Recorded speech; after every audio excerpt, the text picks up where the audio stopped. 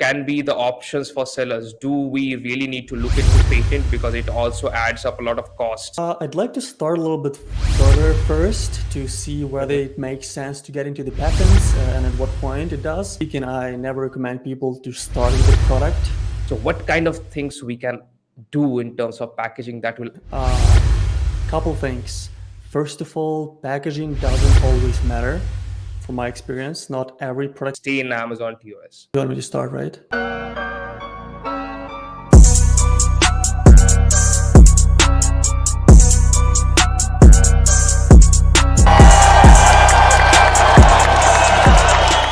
Hello guys, welcome to my channel. So welcome to the Rich Seller podcast. So today I am joined in by two of the very special guests today, Andri and Dom. How are you guys doing? Doing great. swell. Thank you for having us.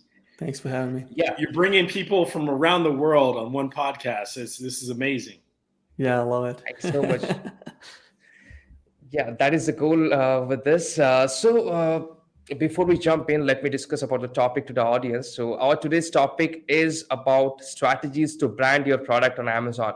We're going to go deep dive into all the strategies that are working right now in 2023, and we're going to discuss in detail about those topics. So let's start with a little bit introduction. So Dom, do you start with a little bit introduction about yourself? Awesome. Hello, I'm Dom Green. I'm with Marknology. We are a brand accelerator for Amazon. We're based in Kansas City. Me personally, I live in Mexico. I ended up moving to Mexico about 7 months ago, mainly after living in New York for 4 years. And I've been with Marknology going on 3 years now. And I'm the director of sales and partnerships. And so that's my role. And so I speak to a lot about brand and what our team does and how we elevate our clients, and excited to be here. So thank you. Yeah, thank you so much. We're excited to have you here. Andri, what about an introduction about yourself? Absolutely. My name is Andri Sadlak. I'm the co-founder of Ecom Brand Builder Mastermind. I'm also a co-founder of Product Opinion, which is the only advanced Amazon-specific focus groups, user experience, and A/B testing platform for Amazon-focused brand builders. I also sold my first e-commerce brand in late 2020, so I went through the whole journey of starting from nothing and exiting. And you can probably tell by my accent, English is not my first language. I'm originally from Ukraine. I moved to Canada 10 years ago at the age of 23. I worked different jobs and ended up in the e-commerce that I don't think I'll ever leave. Yeah, Andri, same for me. English is not my first language as well. So let's dive into the topic itself. So in 2023, with all these Chinese sellers jumping into Amazon, it's been very easy for them to just sell a Me Too product and hype up the market. So in 2023, it became very important for sellers to brand them properly, to structure to a right customer avatar and structure their right targeting. So let's talk. So we are going to talk a little bit about the product side of thing. Then we'll move towards PDP, product detail page side of thing. Then we'll move towards a little bit advanced on, let's assume, influencer marketing, finding the right audience, then finding the right face for your brand. So let's start with product itself. So let's start with Andri. Okay, since you have sold your e-commerce brand recently, you would be really good to answer this. So let's talk about patent and what can be the options for sellers. Do we really need to look into patent because it also adds up a lot of cost? What is your suggestion in it? I'd like to start a little bit further first to see whether it makes sense to get into the patents and at what point it does. Generally speaking, I never recommend people to start with the product when they start their journey or when they want to optimize their store, when they already have a product that's selling. I want you to always think of the customer that you're serving with that product or with anything else that you might want to serve the customer with. So it always start with the person, because that person buys the product. And the difference between product that sells well and that doesn't sell as well or doesn't sell at all is how well the seller is serving the customer with the features and benefits, the visuals, with the language they use. what they focus on the most with the overall offer. So all the listing optimization is not purely visual to make it more pleasing. It's more so finding a way to get to the hearts and minds of your ideal customers. Now, when it comes to patenting your ideas, obviously, if it's something that can easily be replicated and you created something unique that solves the problem better than anybody else, obviously worth considering, and it's definitely an investment. But if you do see that it's a big problem, evergreen problem, not a short-term trend, 100% a good idea to protect your IP from your potential competition. That's good. Yeah, Dom, would you like to add something in it? speaking on that, I think Andri's exactly right.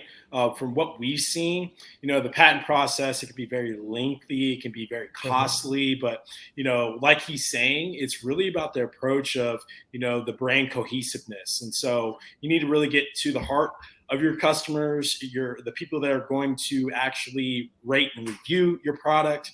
And I think if you're really trying to own a space, I think it's more important to probably trademark your name. So through trademarking, we see a lot of copycats. And so they might add an additional word or something like that in order to confuse the customer, because the customer really has no differentiation on what your product is versus the other one. They just know that they've really seen it or heard of it from someone. So it's all the same when they're in the search engine looking for a specific product, and it's very easy to deceive a customer and not knowing where the product's actually coming from, not being the original. So speaking to all those points, I really do believe the branding and the storytelling and how you service your customers, I think that needs to come in the forefront, build a lot of momentum, and then later on take some charge on the patent process. There's a lot of additional ways to actually, counteract and come back and get that patent in place. But it's really about speed. Agreed. Yeah, totally speed to agree on market it. is more important. Yeah. Thank you. So going deep into this, let's talk now. We have our customer avatar nailed down. We know exactly what problem we are solving and which target group we are serving. But in Amazon, when you look at it, is a keyword-centric market, right? So there will be always competitors who we are trying to sell. I mean, there will be competitors of your product that you are targeting. So when we look at it, do you think we need to go with the same design, or we need to add something? Let's assume going for a mold designing or going for a customized design. How do you look at it? Dom, do you like to start on this?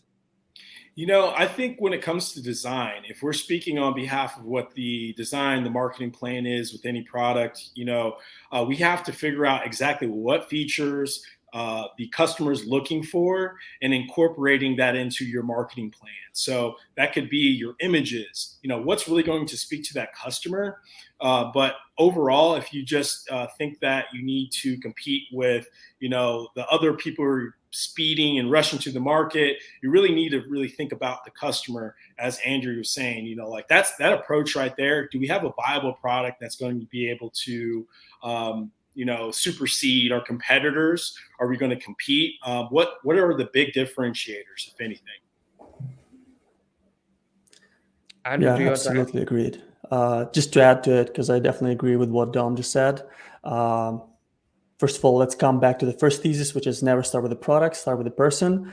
If you already have the product, though, that's selling with a healthy margin, and you just want to perfect the branding, the story you offer, because you see that others sell more or they have healthier margins, and you're trying to compete with them with the sales velocity, trying to get a better share of the market, you need to talk to your customers or a focus group of your target audience to find out the following. First of all, when they're searching for this product on the Amazon, what products are they going to click on and why? Which is basically my bread and butter, because I'm from Product Opinion. That's what we do, split testing with the actual humans who shop on Amazon. We watch them do exactly that. Now, second thing is, which ones would you be inclined to purchase? Why or why not? And then what features and benefits matter the most to you? Other questions we like to ask: do you trust this brand? Yes or no? And we can send them to either your listing or your competitors' listings and see what they say. Very unfiltered, very brutally honest, because they're paid to be brutally honest. and that gives you the insights, and you can summarize it easily in a small chart, or there's an AI coming to our software as well that can summarize it for you, that will tell you, hey, people who buy these products look for A, B, and C. They want to avoid C, D, and E, and they want to make sure the brand does this or stands for that, and they hate this and that in packaging, or they hate this and that in colors, or whatever. And then you know what you need to fix exactly, so that most of the people who are willing to pay, who are actually Amazon customers, are looking for. And as long as you provide what they're looking for, you'll make money. Andri, I really like that. Like I'm learning so much about what you do. And I feel like that's spot on, because one strategy that we have tested when we're in that development stage with an early brand that we're trying to launch is we go to the competitor, we look at their bad reviews, and we look at their good reviews. So the bad reviews will actually give us a lot of data right there, because we could probably speak to those bad reviews, and it enhances all the features and benefits. And so in combination with what you're doing, that's probably something we'll probably look into as far as your product goes. No, absolutely. And the only thing about the reviews, because I've done that when I launched my first brand as well, just very important to read the reviews, or at least have ChatGPT read them for you, give you a summary. A lot of times when people leave reviews, they either leave them when they are not happy, and they just look for an excuse to return the product because they don't understand the process, or they want to get a refund for whatever reason. Like, sometimes customers are unreasonable, and that lands into a negative review. But also, most of the positive reviews, at least in the past, I think it's improving now, have been incentivized. They also don't give you that unfiltered data from actual customers, or not always, I should say. Yeah, for sure. And finding like some type of central thought of what is there, that can also help. But yeah, you're very right about that. The trustworthiness of reviews, it's not always there. That's for sure. Yeah, definitely. So since we're into customization, let's talk about packaging, because right now your main image needs to differentiate a lot when it comes to competition. And Amazon doesn't allow us to put any text on the main image until unless it is on the packaging. Now, I think there are some gray areas on that as well. So let's talk a little bit about customized packaging, because it adds up a huge MOQ for the sellers as well, right? So what kind of things we can do in terms of packaging that will add extra perceived value, and it would look something really personalized to the customer, or the customer you are targeting, the target group? And do you want to take this? Absolutely. Couple things. First of all, packaging doesn't always matter. From my experience, not every product category requires you to create a very beautiful, unique packaging to stand out. Most customers who buy everyday things don't really care what packaging it comes with, in. So I wouldn't spend too much attention on it unless you are in the giftable space. So that's the second point. If you are in the giftable space, or your product can become one of the very few, or the first one in the category that's giftable, then you need to pay special attention on packaging. Some people use packaging as an opportunity to add something to the main image that is part of the products, to be TOS compliant and highlight some features and benefits to stand out. That's a good idea. So sometimes, even if it's not exactly the same packaging, that's probably the gray area you were referring to, Sammy. You can probably mention some things, like I've done once on one of my products, which was a scratch off map, or still is. I sold the business. So at the very top of the tube, and that's the packaging for that giftable product, I just added XL to indicate that it's the largest possible size of that product on the market. So it wasn't real in the packaging, but after testing it, and testing is what I allow, I noticed that people were willing to spend more money, and my product, by the way, was and still is the most expensive in the market too. That mattered. So people gravitated towards that because it was a poster. So they were like, oh, if I'm going to spend that much money, maybe I should spend $5, $6, $7 more and get the biggest one, right? So once you figure out what matters the most, stuff we were just talking about, you might be able to use packaging on your main image and highlight those things so that you stand out right away in the search results, which is the first point of conversion of Amazon traffic into your customers. So apparently you're saying size does matter. Sometimes it does. It depends on the category. Okay. Speaking on that, I really feel like that's spot on. Like there's some highlights and features that you want to have in there, but like getting like really robust in your packaging, I think that's an element that people get like way too inundated on, just thinking about, something that could be a problem and could not be. Taking it further past that point, how can we educate people throughout the other pages? So the other photos, and then within the listing, so your Amazon storefront, how can we create a lot more synergy or more context within that page? Because we know when you get an ad and you see it and you go to the online storefront, you don't have any competition there. So if I can create that pathway for that customer or prospective customer to go to our online storefront, that's where the branding and the deep dive is going to take place. But as we know, everything's like a one snap, and some customers want pricing. Some people want something that looks more high fidelity, more trustworthy. And it really starts with understanding exactly who is your customer identity, the avatar, what pricing model are you at? Are you high? Are you mid? Are you low? All these things are going to play a big factor, but getting that customer to go through that funnel of getting to the Amazon storefront, that's really essential for us. Yeah, the only thing So to add to I that, Sammy, sorry, if you want me to yeah. continue on the packaging, is packaging can help you with, and that's probably something we're going to talk about too, getting real positive reviews for your product. Mhm. And when you think about packaging, think more so about the utility of the product than the look, because what customers tend to appreciate the most about packaging is when there's something extra or something that makes it more convenient or useful or easier to store or look after the product or whatever it is that you have that other Yeah. sellers don't offer, right? Because you thought of the customer's journey better. Now that may lead into that wow effect, and when they unpack it and they see how much better it is than they expected, so you exceeded the expectations, they'll be more willing to leave a positive review, especially if you have something that I'm sure a lot of sellers use insert that will encourage them to do so. So you have to explicitly ask them to leave a review. After providing that experience, you check mark two things for them to be willing to support your business. Yeah. That's So awesome. I'd I like to have share. nothing to add on that. Thanks, Dan. Yeah. So I'd like to share one example. So we launched a product with one of our client.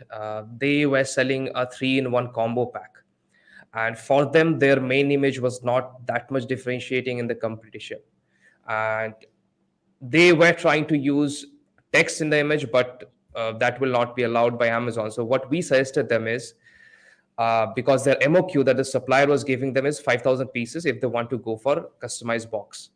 So what we suggested them is, let's not go with customized box. Let's get a normal brown e-commerce box and do a packaging sleeve. So these are the paper sleeves that comes on top of the box and covers the entire box. Those will be like 80 GSM to 120 GSM in thickness, those papers, and those are simply nothing there, and normal printing can happen on that page. So we suggested them, get a box, e-commerce box, brown, and then or white, and put the packaging sleeve or paper sleeve on top of it. So it's like the entire packaging sleeves covers the box, and then add the image on that. One strange thing with this product was, entire competition, all the other products were targeting towards male audience, whereas we have gone to their brand analytics data and checked the demographics, and their product was being purchased by maximum females with the age group of 30 to 35. So we suggested them, let's do a little bit differentiation. Let's put a female face in the box, and also go with a feminine theme of the color, and we can Mhm. show the 3-in-1 combo in the box or the product packaging or the paper sleeves that we are using on top. And for the paper sleeves, the supplier was giving a MOQ of 500 pieces because it is easier to get and there is no such uh, cutouts that needs to be separately made of. So I think that is something that will save up a lot of cost if we are not going for a complete customized box, but packaging sleeves can add up. I would probably ask my editor to add some examples of images in the video itself. And for the people who are listening to it, we'll add this on the show notes as well. So Andrew, you talked about product insert a little bit. So let's go deep into it. Let's not, no, let's touch some gray hat as well. Okay, because we need to show sellers what is not allowed as well.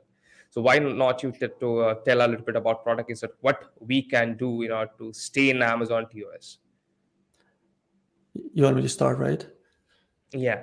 Yeah, I'm sure Dom and Sammy would agree that we're past the times of asking for a good review if they had a good experience, and if not, reach out to the seller, because that's exactly what the Amazon TOS says not to do. Otherwise, you can get suspended. But it's totally fine to ask for a review, and that's exactly what you should do. The only thing from my own experience of testing different inserts, I recommend people to try as well. I don't know if it works for all the categories, so only for the ones I tried, is including that. Um, so what we do often is we have a QR code. The QR code or a link, ideally both, but QR code is the main thing because we're so used to it now after the COVID times that people know what to do with it, and it's easy. So QR code can lead to a freebie. A freebie doesn't have to be a free product, because then it might be perceived by Amazon staff as incentivizing reviews.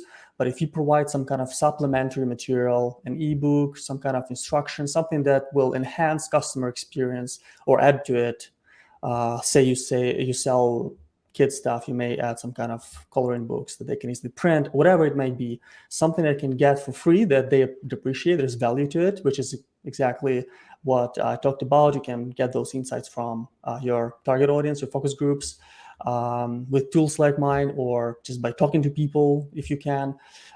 So that's definitely a good idea, because then you continue that relationship and there's a reason for them to talk to you. And we often send people to ManyChat sequence that automates that free gift delivery to them. Nothing's asked from them, really. It's just, hey, what did you buy? Very often, because there are a few products. Here's your free gift. Then at some point, I would ask, how's your experience with the ABC brand so far? And in the sequence itself, when they say anything that's not satisfactory, it goes to automatically sending me as the brand owner an email saying, I love ABC brand, and I want them to expand to provide that feedback.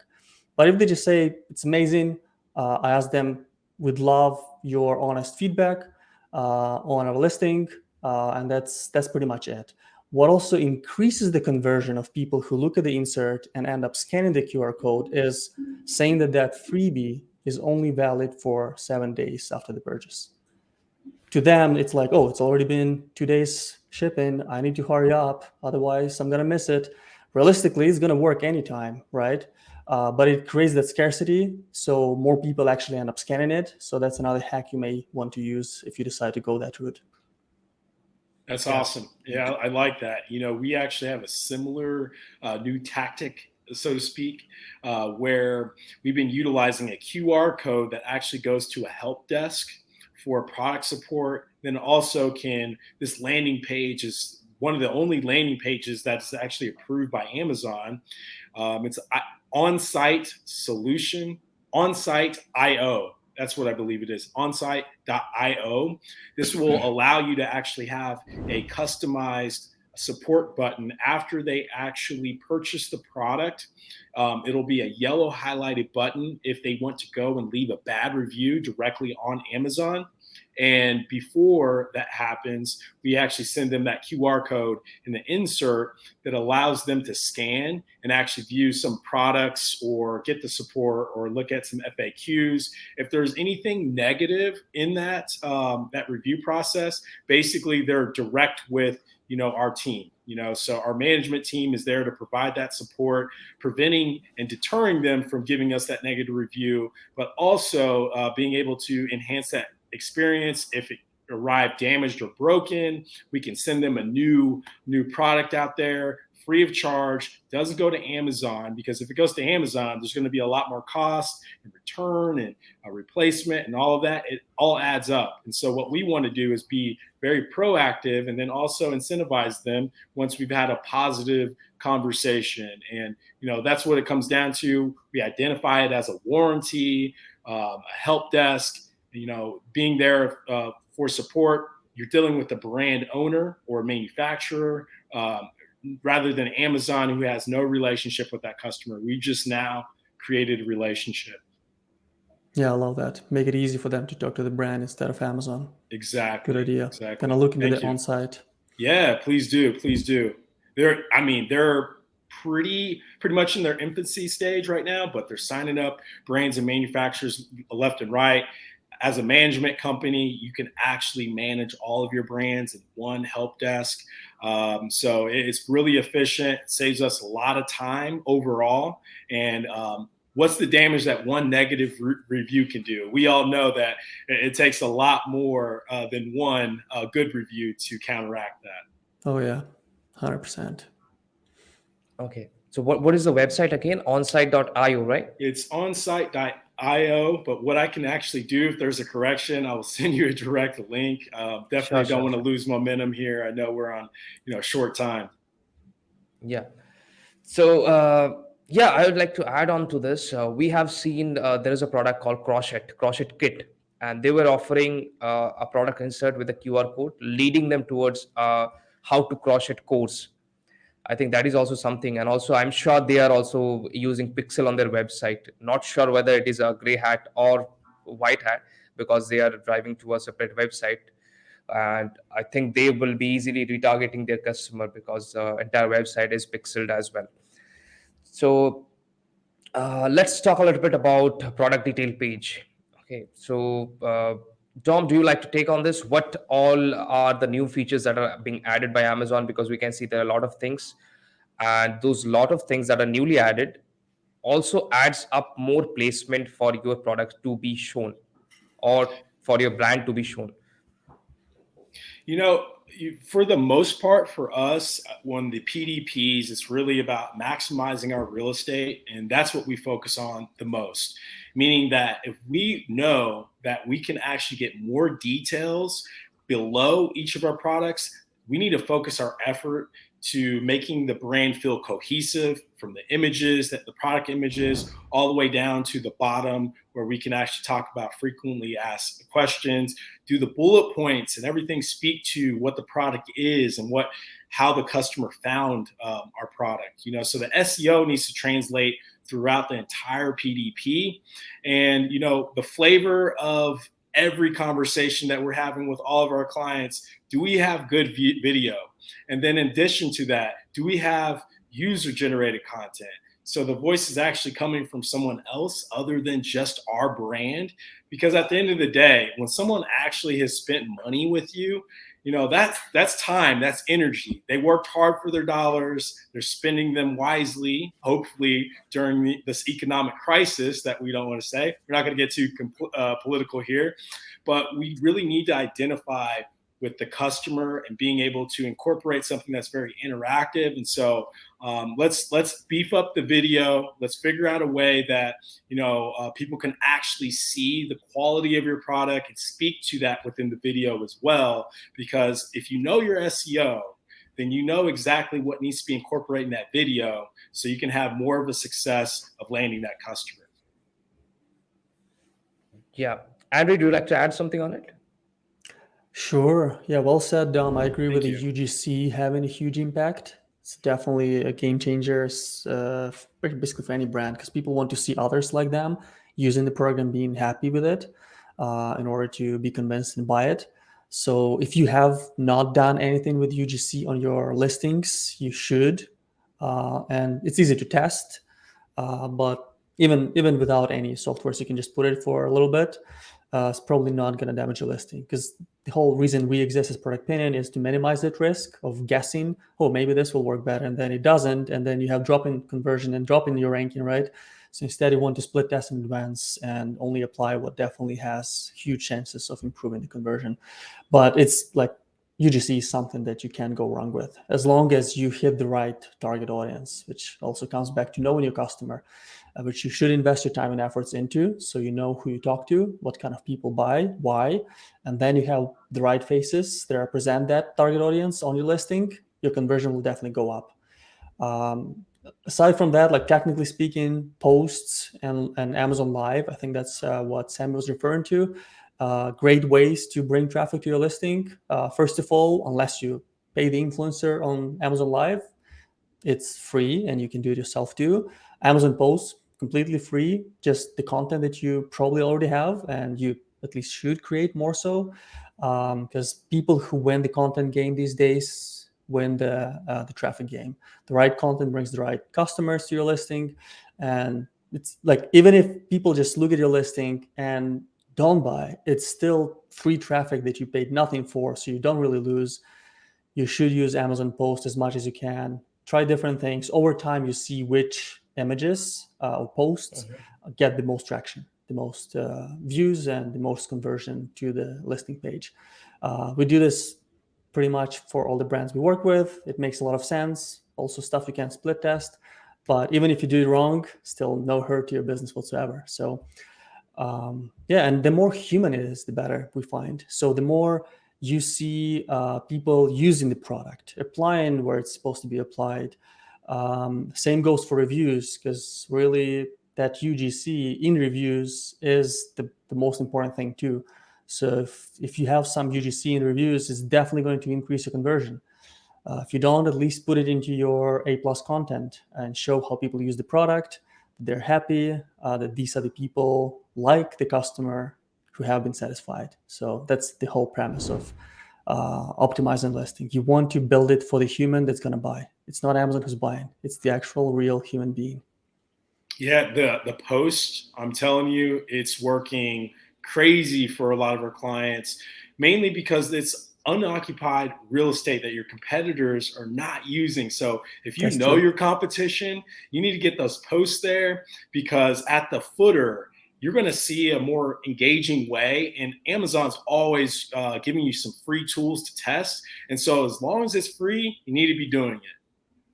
Especially if your target audience is younger, so not like baby boomers, Yeah. but younger than that, and they're used to looking at their phones, seeing those posts on Instagram, Facebook, or wherever they hang out.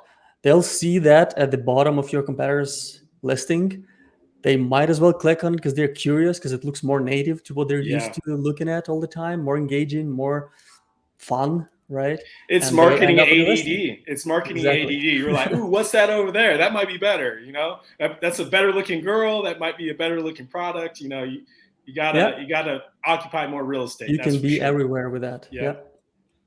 Yeah, you got to be omnipresent, right? The more attention you can get, the more sales you can bring on. So guys, I think Exactly. we are already past 30 minutes. So Dom, where can people find you? You can find us at marknology.com. That's MarkNolgy. And you can find me on LinkedIn at Dom Green. There's a lot of Dom Greens out there. I get confused with Tom Green, which is the complete opposite. And if you want to find me on Instagram, I'm just a friendly voice on there. And sometimes I talk about marketing, but it's just about life at Sir Dom Dom. And go to our company Instagram page too. It's Marknology LLC. Marknology means marketing knowledge, you know, so marketing knowledge and marketing technology as well. So it's that ethos of us accelerating our customers' brands and having that market knowledge. And happy to be with a great company, great team, friendly faces. And Sammy, thank you very much for your time. Thanks for having me on this. Awesome, man. Not a problem. Andri, where can people find you?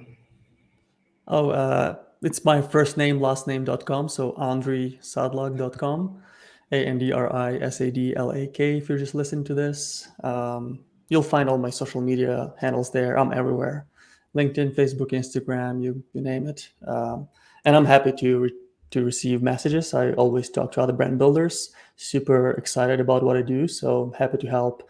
And especially lately, I've been talking to a lot of agencies who implement the product opinion approach to user experience and split testing through focus groups. So happy to help anyone who's into that. Andri, I'll be Yeah. reaching out to you for sure. Absolutely, no, I'm looking forward to it. Yes, I'll add all the links below in the description. And thank you guys so much for joining today. It was a value-packed episode today. Thank you so much. Absolutely. Thank you so Thank much, you. Sammy. Really appreciate Yeah. it. Take care. Bye, guys. Take care. Bye.